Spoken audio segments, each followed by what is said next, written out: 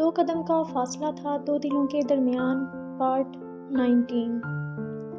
کیا ہوا ہے رانیہ؟ جیسے ہی لائٹ آئی عائشہ نے دیکھا کہ وہ بے آواز روئے چلے جا رہی تھی اور نہ جانے کب سے رو رہی تھی۔ عائشہ کا پوچھنا تھا کہ وہ پھٹ پڑی۔ عائشہ، خدا کے لیے اس سے کہو کہ وہ چلا جائے، واپس چلا جائے جہاں سے آیا تھا، ورنہ میں خود کو ختم کر لوں گی، مجھے نفرت ہے اس کی صورت سے بھی۔ عائشہ بیچاری اسے چپ کروانے کی کوشش میں ہلکان ہوئی جا رہی تھی مگر وہ کسی طرح قابو ہی نہیں آ رہی تھی۔ عائشہ اور رابعہ میں نظروں کا معنی خیز تبادلہ ہوا، پھر عائشہ گلا کھنکار کر بولی، اگر وہ چلا گیا تو تمہاری شادی کیسے ہوگی؟ کیوں، اس نے کیا نکاح پڑھانا ہے؟ وہ جل کر بولی تھی، نہیں، تم نے نکاح پڑھوانا ہے۔ اس کے رونے دھونے کو یکدم بریک لگا تھا۔ کیا مطلب؟ مطلب یہ کہ اگر دلہا ہی موجود نہ ہوگا تو شادی کیسے ہوگی؟ یہ کہتے ہوئے وہ دونوں رانیہ سے ذرا دور کھسک گئیں۔ ایک لمحہ لگا اسے بات سمجھنے میں اور پھر اس نے تکیہ اٹھا کر ان دونوں کی پٹائی شروع کر دی۔ کمینیوں، گدھیوں، مجھے پہلے کیوں نہیں بتایا؟ اتنے دن تم دونوں میرا تماشا دیکھتی رہی ہو۔ وہ برابر ان کی پٹائی کر رہی تھی، چہرے پر ہنسی بھی تھی اور آنکھوں میں آنسو بھی، مگر ان آنسوؤں کی نوعیت پہلے والے آنسوؤں سے بالکل مختلف تھی۔ یار، ہمیں خود بھی چند دن پہلے پتہ چلا تھا، پھر ولید نے بھی بتانے سے منع کیا ہوا تھا سب کو۔ عائشہ نے اپنا بچاؤ کرتے ہوئے بتایا تھا، اور میں اس بیچارے کو خواہ مخواہ اتنا کچھ سنا کر آئی ہوں۔ وہ تھک کر بیٹھ گئی۔ کس بیچارے کو؟ رابعہ نے پوچھا۔ حمزہ کو، اور کس کو؟ اوپر چھت پر تھا، وہ منہ بنا کر بولی۔ اچھا، عائشہ نے اچھا کو خاصا لمبا کیا۔ اسی لیے آنسو بہا رہی تھی، اور میں بھی سوچ رہی تھی کہ نہ جانے یہ اچانک آمد کہاں سے ہوئی ہے۔ اور لڑکی، ذرا تمیز سیکھو، اب یہ تو تکار چھوڑ دو، وہ تمہارا ہونے والا مجازی خدا ہے۔ آخر میں عائشہ نے دادو والا لہجہ بنا لیا۔ ہونے والا ہے نا، ہوا تو نہیں؟ وہ مزے سے بولی۔ اس کے اندر باہر کا موسم خوشگوار ہو گیا تھا، باہر بارش کی آواز آ رہی تھی۔ آج اس ساون نے اسے اس کی خوشیاں لوٹا دی تھیں۔ حمزہ بیٹے، اٹھو، دیکھو ذرا دن چڑھ آیا ہے اور تم ابھی تک سو رہے ہو۔ عارفہ بیگم ناشتے کی ٹرے اٹھائے ہوئے اندر آئیں۔ بس امی، ابھی اٹھ ہی رہا تھا۔ وہ بامشکل اٹھ کر بیٹھا۔ کیا ہوا ہے؟ طبیعت تو ٹھیک ہے؟ وہ جلدی سے اس کے قریب آئیں۔ جی، وہ بس رات کو دیر سے سویا تھا اس لیے اٹھا نہیں جا رہا تھا۔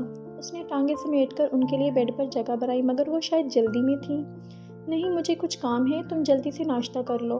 وہ باہر چلی گئی تو حمزہ نے ٹرے اٹھا کر سائڈ ٹیبل پر رکھ دی۔ اس وقت اس کا کچھ بھی کھانے کو دل نہیں چاہ رہا تھا۔ کیوں بھائی، آج باہر آنے کا موڈ نہیں ہے یا تم بھی مایوں بیٹھ گئے ہو؟ تھوڑی دیر بعد ولید اسے بلانے آ گیا۔ بس یار، طبیعت کچھ ٹھیک نہیں۔ وہ پھر سے لیٹ گیا تھا۔ کیوں، کیا ہوا ہے طبیعت کو؟ اس نے زیادہ سیریس نہیں لیا۔ کل رات بارش میں نہایا تھا، شاید اس لیے بدن میں کھچاؤ سا محسوس ہو رہا ہے۔ اس نے بازو آنکھوں پر رکھتے ہوئے کہا تو ولید کو تھوڑی تشویش ہوئی۔ کس نے کہا تھا بارش میں نہانے کو؟ وہ اس کے قریب آیا تو نظر ٹرے پر پڑی۔ اور تم نے ابھی تک ناشتہ بھی نہیں کیا؟ بس دل نہیں چاہ رہا تھا تو نہیں چاہ رہا، اب زبردستی تو کھانے سے رہا۔ اس نے آنکھوں سے بازو ہٹا کر درشتی سے کہا، مگر میں تو زبردستی کھلاؤں گا، جلدی سے ناشتہ کرو اور باہر آؤ، بہت کام پڑے ہیں۔ اور وہ ولید نے اسے بازو سے پکڑ کر اٹھانا چاہا مگر پھر فوراً اس کا بازو چھوڑ کر اپنا ہاتھ اس کے ماتھے پر رکھ دیا۔ ارے، تمہیں تو اتنا تیز بخار ہے؟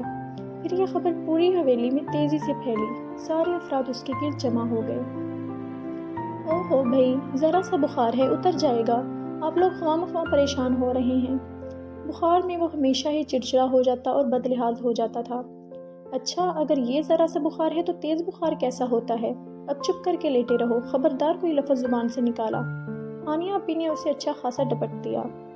چلو بھائی، یہاں جم کٹا نہ لگاؤ، باہر نکلو سب، اسے آرام کرنے دو۔ شاہد ماموں نے سب کو باہر نکلنے کا حکم دیا تو آہستہ آہستہ کمرہ خالی ہونے لگا۔ جب سب لوگ چلے گئے تو وہ بامشکل اٹھا، دروازہ بند کیا اور چکراتے ہوئے سر کے ساتھ الماری سے اپنا بیگ نکالا اور اپنے کپڑے اور دیگر اشیاء اس میں ٹھونسنے لگا۔ کل اس کی فلائٹ تھی کراچی کی اور پھر وہاں سے امریکہ۔ اس نے ولید سے کہہ دیا تھا کہ وہ کل اسے فجر سے پہلے جگا دے تاکہ سب لوگ نماز پڑھنے جائیں تو وہ یہاں سے نکل جائے۔ وہ ایک دفعہ پھر ان لوگوں کو چھوڑنے والا تھا مگر ہمیشہ کے لیے نہیں۔ اس کا ارادہ تھا کہ وہ کچھ مہینوں بعد لوٹ آئے گا یا پھر اپنی امی کو اپنے پاس بلا لے گا۔ اور ایسا سوچتے وقت وہ بھول گیا تھا کہ اس نے زاہد صاحب سے کہا تھا کہ وہ انہیں چھوڑ کر کہیں نہیں جائے گا۔ صبح جیسے ہی اس کی آنکھ کھلی تو اس نے تیزی سے اٹھنے کی کوشش کی، مگر پورے جسم میں درد کی ایک تیز لہر اٹھی جس نے اسے دوبارہ لیٹنے پر مجبور کر دیا۔ آج اس نے جانا تھا مگر وہ لیٹ ہو چکا تھا۔ یہ تو طے تھا کہ اس نے یہاں سے جانا ضرور تھا۔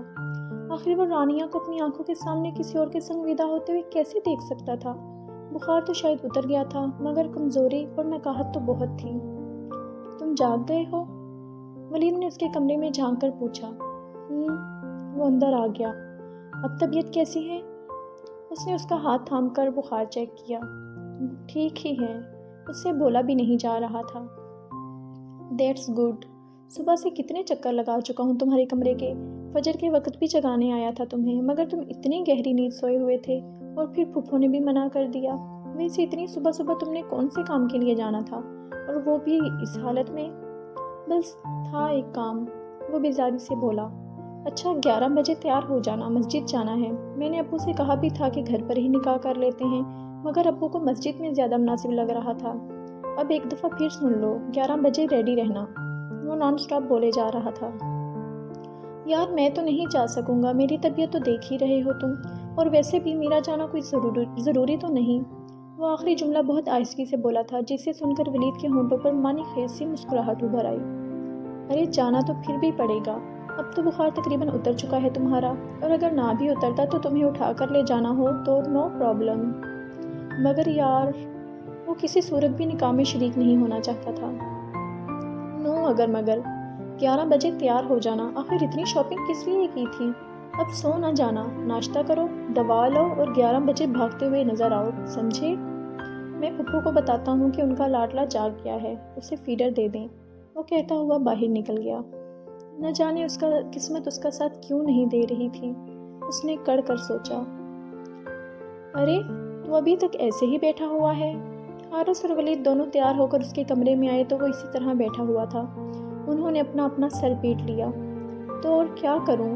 اس نے چڑ کر پوچھا۔ ڈانس، حارث نے فٹ مشورہ دیا۔ میری جگہ تم کر لو، اپنی باری پر میں بھی کر لوں گا، اس نے بانچیں پھیلائیں۔ اوہو تم لوگ آپس میں شروع ہو جاؤ، اب جلدی کرو اس سے پہلے کہ ابو جی پھر سے ڈنڈا لے کر آ جائیں۔ ولید نے کہتے ہوئے اس کے الماری سے کپڑے نکالے جو زہد صاحب نے بطور خاص اسے دلوائے تھے نکاح کے دن پہننے کے لیے۔ سفید کاٹن کا شلوار سوٹ جس کے کالر پر سلور اور آف وائٹ کڑھائی کی ہوئی تھی۔ چلو شابش اٹھو اور 5 منٹ میں فریش ہو کر آؤ۔ ولید نے اسے بازو سے پکڑ کر کھڑا کیا اور کپڑے اس کے ہاتھ میں تھمائے۔ تم لوگ جاؤ، میں بعد میں آ جاؤں گا۔ مگر وہ بھی اپنے نام کے ایک ہی تھے۔ نہیں، ہم تمہیں ساتھ لے کر جائیں گے، تمہارا کوئی بھروسہ نہیں، نکلو مسجد کے لیے اور پہنچے ہو دبئی میں۔ حارث نے کہا تو وہ بے اختیار نظر چرا گیا۔ اب اسے مجبوراً واش روم کا رخ کرنا ہی پڑا۔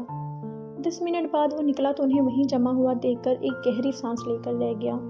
نہانے سے طبیعت کافی بہتر ہو گئی تھی تو چہرے کے زاویے بھی ذرا درست ہو گئے۔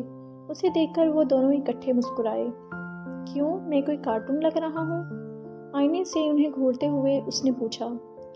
تمہیں کس نے بتایا؟ ولید معنی خیز انداز میں بولا تو حمزہ نے اسے ایکسٹرا گھوری سے نوازا۔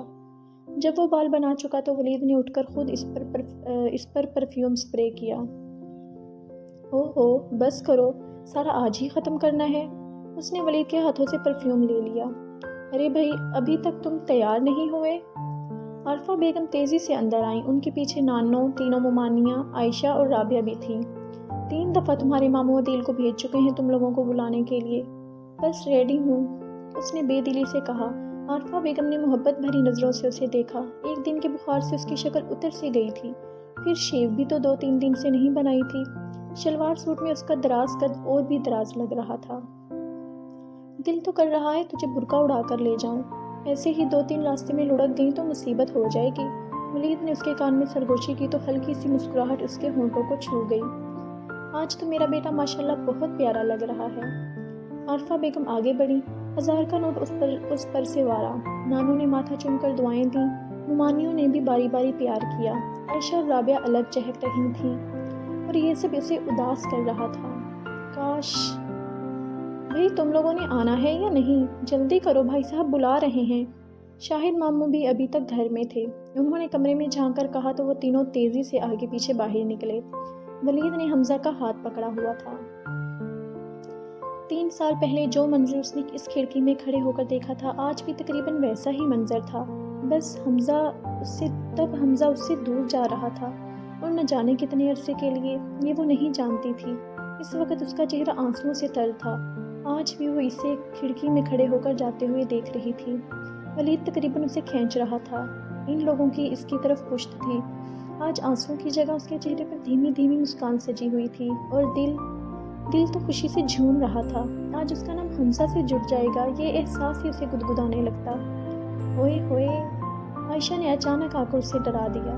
चुपके चुपके मुस्कुराया जा रहा है। बेशरफ, आज तुम्हारा निकाह है, कुछ रोने धोने का सेशन ही कर लो। वो तो एडवांस में ही कर लिया था। वो निचला होंठ दांतों में दबाए आंखों में शरारती सी चमक लिए हुए बोली, अच्छा अब आराम से बैठ जाओ, अभी सारे मेहमान अंदर आ जाएंगे और दुल्हन साहिबा मुस्कुरा कर उनका इस्तकबाल करेंगी। पता नहीं क्यों आजकल आयशा में लगता था जैसे दादों की रूह घुस गई हो। हर वक्त नसीहतें। अभी भी वो इसे नसीहत करके बाहर निकली तो वो आईने के सामने खड़ी हो गई। कितने दिनों बाद उसने अपनी शक्ल देखी थी। पता नहीं रूपाना किसे कहते हैं और रूप कैसे आता था, मगर इस वक्त इसे अपना आप बहुत प्यारा लग रहा था। क्रीम लगाकर उसने आंखों में काजल लगा लिया, हल्की सी पिंक लिपस्टिक लगाई और कानों में टॉप्स डालकर उसकी तैयारी मुकम्मल हो गई। फिर लम्हों में ही उसका कमरा मेहमानों से भर गया था। इस नावल के नेक्स्ट और लास्ट पार्ट के लिए हमारे इस चैनल को सब्सक्राइब करें, इस वीडियो को लाइक करें, शेयर करें और कमेंट बॉक्स में अपनी राय का इजहार दें। शुक्रिया। अल्लाह हाफिज़।